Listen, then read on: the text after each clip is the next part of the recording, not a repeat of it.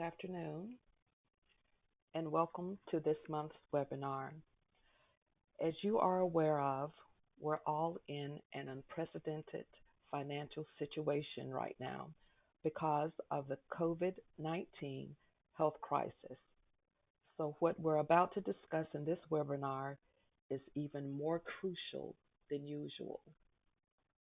But before we start, you should know that if you are having or expect to have difficulty making your monthly payment obligations, you should immediately contact your lenders or credit card companies to let them know. Most companies are able and willing to work with you during these difficult times. Now let's start. There's only one way to get into debt. You spent more than you could pay back. Now you're paying interest and maybe even worse. We're talking about penalties and fees. Luckily, there are many ways to get out of debt, and while each of them has its own pros and cons, there's a good chance one is right for you.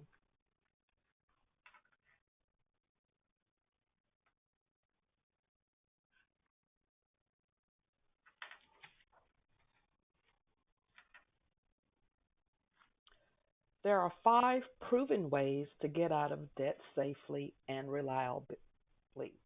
We're going to tackle them from the simplest to the most complicated. We'll also tell you what kind of person each one is best for. Let's start with DIY debt solutions.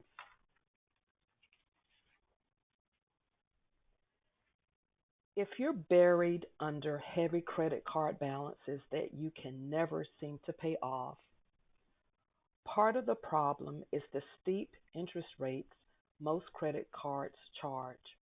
The national average is almost 20%, which means for every $5 you pay to get rid of that big balance, a dollar is being siphoned off and going to your credit card issuer as their profit. That makes it tough to ever catch up. But what if you could get a credit card that would help you pay off your credit cards? A certain kind of credit card can help you. It's called a balance transfer card. These cards offer you a low interest rate and, in many cases, no interest rate at all. With one of these cards, more of your money goes to paying down your balances instead of lining the pockets of your credit card issuer. Sound too good to be true?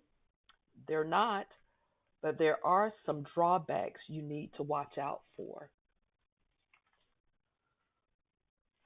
Specifically, there are three things to watch out for. First, most balance transfer cards charge a fee to move your balances from your other higher interest cards. This can total up to 5% of every dollar you transfer. While some charge less and a few don't charge anything, you need to keep your eyes peeled for this annoying fee. People often ask me, why would any credit card company give me a card for no interest? Aren't they giving up a lot of money? The answer is yes, they're giving up a lot of money you'd otherwise pay them, but they'll make a lot of that back. How? Well, all balance transfer cards have an expiration date, usually at the end of 18 months, but sometimes for only 6 months. If you use that time to pay off your balance, you come out way ahead. Unfortunately, research has shown that most Americans who get a balance transfer card don't pay off their entire balance. Guess what happens then? The interest rate jumps, sometimes to a higher rate than you had on your original cards. So, to really take advantage of balance transfer cards, you need to be disciplined and stick to a deadline. Finally, balance transfer cards aren't for everyone. I mean that literally. Some folks can't get them because the credit card issuers won't give them one. If your credit score is under 670, you'll generally struggle to get approved.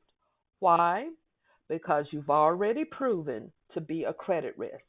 And even though credit card issuers want to make money off you, they also want to get paid. So if your credit score is suffering, this isn't the option for you. So let's move on onto DIY option number two. Next up on the scale of difficulty is a debt consolidation loan. This is simply a personal loan that you secure and then use to pay off all your credit card bills with steep interest rates. The concept is the same as a balance transfer card. You're paying off the high interest rates with a lower one. In this case, you might be able to get a personal loan of between 36 and 60 months from your bank or credit union at 6%. Then use the money to pay off your credit cards that are charging you 20%. Then you simply make one monthly payment on the personal loan. Usually, you get out of debt faster and make a smaller monthly payment, which is the definition of a win win. If you get a debt consolidation loan, you're looking at 3 to 5 years to pay it all off. In the meantime, you need to be careful not to run up more debt. That timeline is pretty close to a debt management program, which we'll talk about in a few minutes. But in that case, you work with a credit counseling agency that can help you on the straight and narrow. With a debt consolidation loan, you're on your own if you can even get a loan. If you have too much debt, it's a classic catch 22. You need the loan to pay off the debts, but you have so much debt, no bank or credit union will give you the loan. Okay, I admit my bias here. I work at one of the nation's largest and oldest credit counseling agencies, so naturally, I think they're awesome. The best of these nonprofit agencies will offer you a free debt analysis from a certified credit counselor. With one phone call, a counselor will review every dollar you spend and every dollar you earn. They'll point you to plain English educational resources that can help you budget, save, and get out of debt. Even better, they can give you a menu of debt busting options. Some of those options are only possible with help from others, and we'll review some of those in just a moment. But before we do that, let's review the only drawback I know of for nonprofit credit counseling agencies, and that is like everything in the world, from doctors to diners, there are good ones and not so good ones. How do you find the best? There are three easy ways to figure that out in just a few minutes of internet searching. First, go to the website for the Better Business Bureau and search the name of the credit counseling agency. If it doesn't have an A plus rating, forget about it. Second, get the agency's About page and see how long it's been around. The longer, the better, because that means they know their stuff backward and forward. Third, check out review sites that have excellent customer reviews for the agency, like trustpilot.com and consumeraffairs.com. One of the most powerful debt busting solutions is only available through a credit counseling agency. It's called a debt management program, or a DMP for short. It might be able to cut your monthly payments up to 30 or even 50%. A DMP also freezes late fees. Even better, you only make one payment a month for all the credit cards that are in the program. And unlike the other debt solutions we'll talk about later, your credit score isn't irreparably damaged. It might dip temporarily, but it actually improves over time. Unfortunately, credit card companies won't let you sign up for a DMP yourself. To qualify for a DMP, you have to work through a credit counseling agency because the credit card companies trust those nonprofits to follow all the rules they establish.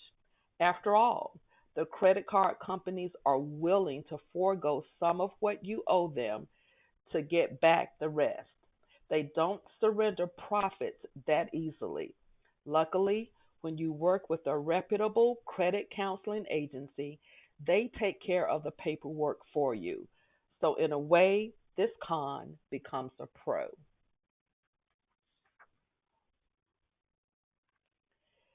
DMPs aren't for impatient people. It often takes years to graduate into financial freedom.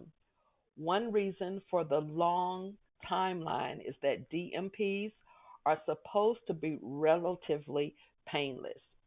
Imagine a crash diet compared to a gradual lifestyle change that help you lose weight. That's how a DMP helps you shed debt. And your credit counselor is there for you the entire way. But if you're looking for a quick fix, this isn't it. Then again, quick fixes come with their own problems, as we'll see in a few minutes.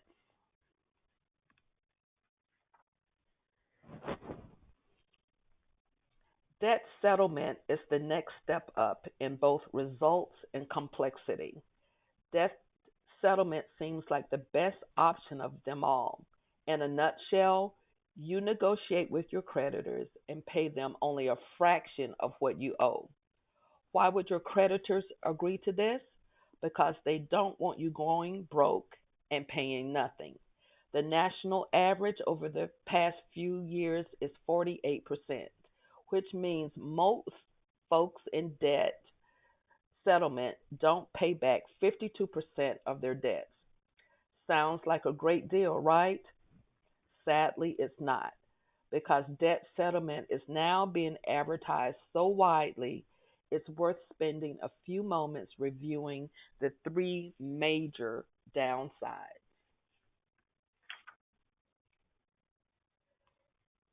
Debt settlement starts out like credit counseling.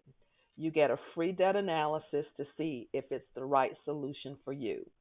If it is, the debt settlement company will set up an escrow account for you. This is a secure account where your funds will be kept until your settlements are reached. They can take a while, and in the meantime, you're making monthly contributions to the escrow account. The more creditors you have, the longer this process can take. And some creditors might outright refuse to settle. After all, the debt settlement company will take its fee out of what you've paid into escrow.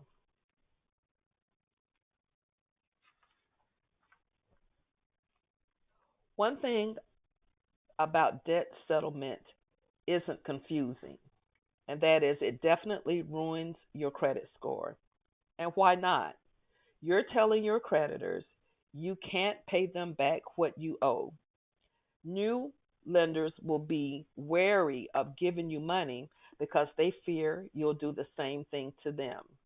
Now, if you're buried in debt, this might seem like a small price to pay for getting rid of those steep balances, but that negative mark on your credit can stay there for 7 years.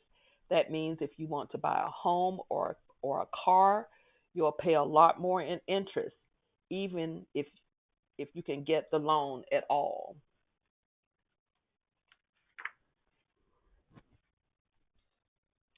The most dangerous part of debt settlement has nothing to do with the actual debt settlement. It's the scammers who try to steal your money. Some try to charge steep fees up front, which is actually illegal. By law, debt settlement companies can't charge any fees until a settlement is successfully achieved, and those fees should be a small percentage of the original amount you owe. Whether you go debt settlement or debt management, you'll pay a fee to the folks who are handling the work for you, but it should be much, much less than what you're saving. Unscrupulous debt settlement companies don't care about that, though. Some will even take your money and then not actually help you settle your debts. So you should seek out a reputable debt settlement firm using the same techniques we described earlier for credit counseling agencies.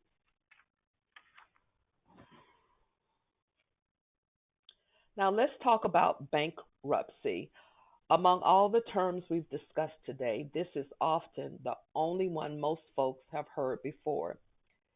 It is also one of the least understood. Most people know bankruptcy is serious, but they don't always know why. Let's spend just a couple of minutes giving you the broad overview.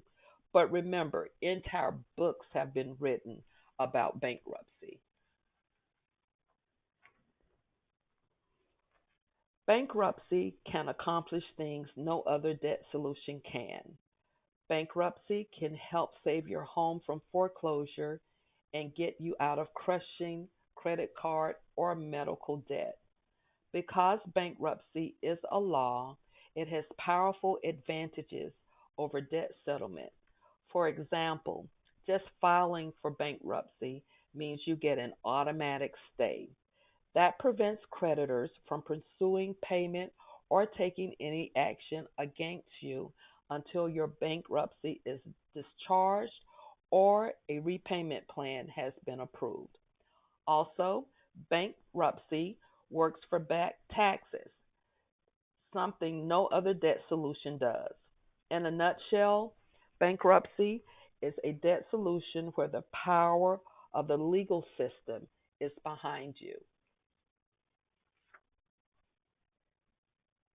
Of course, because this is the legal system, it's even more complicated than debt settlement.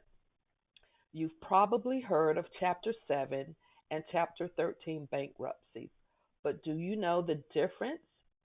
Chapter 7 is called liquidation bankruptcy because it involves selling your assets, although some are protected, like your home and car. Chapter 7 bankruptcy only takes 4 to 6 months. Chapter 13 is similar to a debt settlement program because it sets up a monthly plan to pay back a percentage of your debts. The biggest difference is that the terms of Chapter 13 bankruptcy are decided by the courts, not negotiated between you and your lender or creditor. Depending on your payment plan, it could take up to 5 years to complete the court ordered repayment plan. This is commonly called wage earner bankruptcy, and it can be a good option if your creditors don't want to work with you on debt settlement. Regardless of which option is best for you, you're required to go through something called pre bankruptcy credit counseling. It's up to you to find an agency approved by the Department of Justice, and a typical session can take up to 90 minutes. Bottom line, it takes time and effort.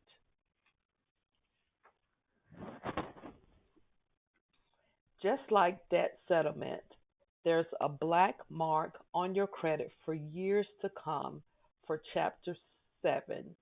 That bankruptcy will stay on your credit report for a decade. For Chapter 13, it's less, 7 years. That's because you're actually paying back some of your debts. Still, that's a long time to have a low credit score.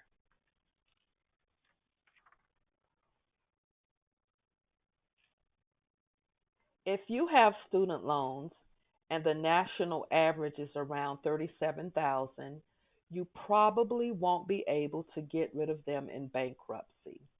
Bankruptcy law puts the burden of proof on you. You must show that continuing to owe those loans will impose an undue hardship on you and your dependents. Proving that is tough. One study shows that only 0.1% of all bankruptcy filers have enough evidence to even try to meet this threshold, and only 40% of them succeed.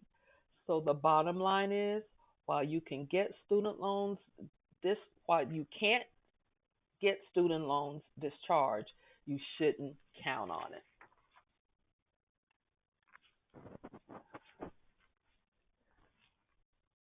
Like I said earlier, I am biased because I work for Consolidated Credit, but there's really no downside to calling for a free debt analysis.